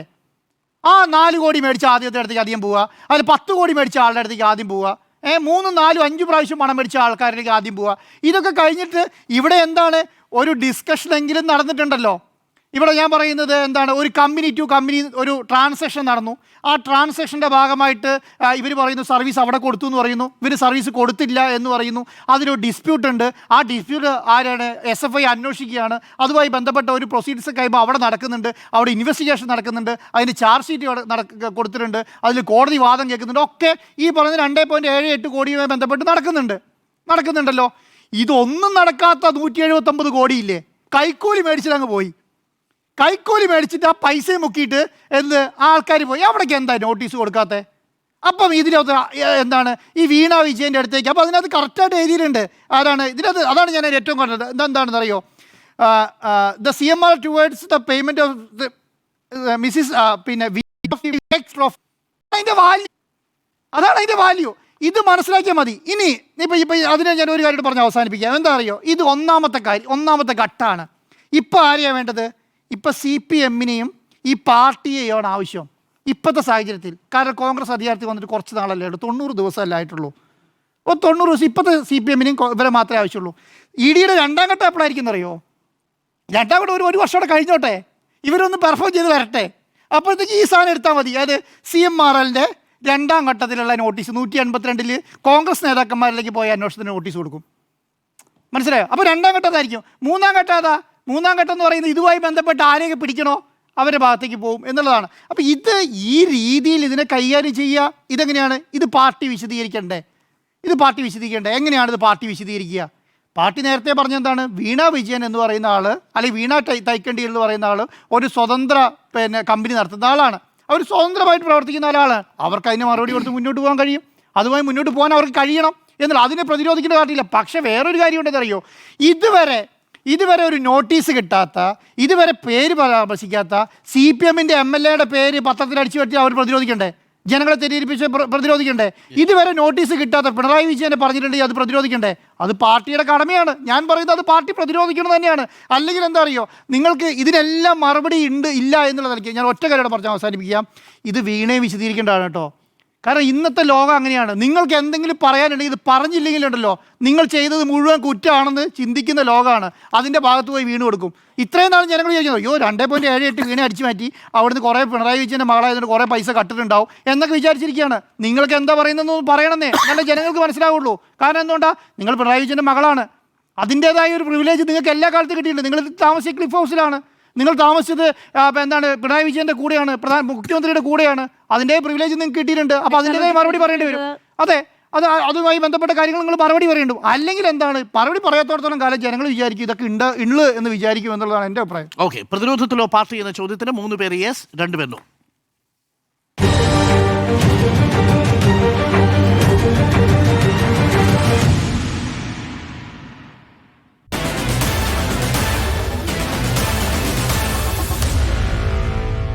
Meet the editors.